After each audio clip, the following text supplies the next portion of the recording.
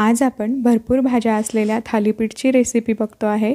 हे थालीपीठ तुम्ही weight loss डाएटमध्ये सुद्धा वापरू शकतात। अगदी हेल्दी आहे। चला तर रेसिपीला सुरुवात करूया। इथे मी एक चॉपर घेतलेला आहे, त्यामध्ये आलं आणि लसूण घालायचं आहे। 7 ते 8 हिरव्या मिरच्या घालूया। त्यानंतर यामध्ये आता आपण पनीर घालून घेऊया। एका शिमला मिरचीचे तुकडे, त्याचबरोबर एका गाजरचे तुकडे आपल्याला यामध्ये घालून घ्यायचे आहेत। हे सर्व आधी मी बारीक करून घेतलेले आहे। त्यानंतर यामध्ये मी पत्ताकोबी घालणार आहे। एक टोमॅटो घालूया। तुम्ही यामध्ये कांदा सुद्धा वापरू शकतात। सर्व मिश्रण आपल्याला काढून घ्यायचं आहे। आता यामध्ये 1 वाटी ज्वारीचं पीठ, 1 वाटी बेसन पीठ घालूया। चवीनुसार मीठ घालूया। थोडीशी हळद घालूया। सर्व हे आपल्याला मस्त मिक्स करून घ्यायचं आहे। यामध्ये आपल्याला पाणी घालायचं नाहीये। जेवढं पीठ मावेल तेवढंच आपल्याला यामध्ये घालायचं आहे। तर इथे मी मस्त गोळा बनवून घेतलेला आहे। 10 ते 15 मिनिटांसाठी हे पीठ आपण असंच ठेवून देऊया। त्यानंतर आता आपण थालीपीठ बनवून घेऊया। एक पोळपाट घेतलेला आहे, त्यावर एक कापड ओला करून घालायचा आहे।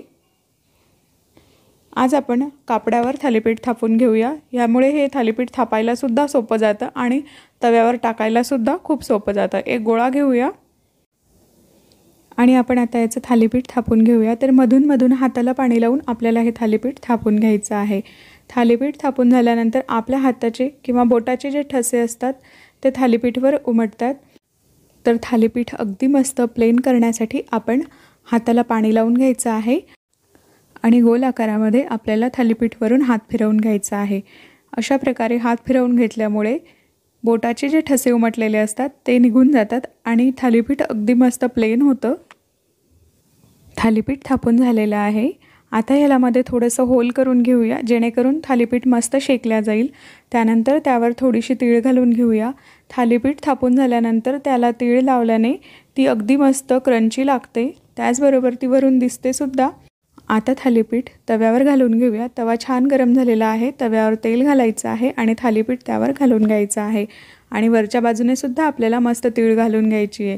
तर थालीपीठ खालच्या बाजूने मस्त शेकून झाल्यानंतर त्याला आपण पलटवून घेऊया। वरच्या बाजूने सुद्धा मी तेल घालून घेतलेलं होतं।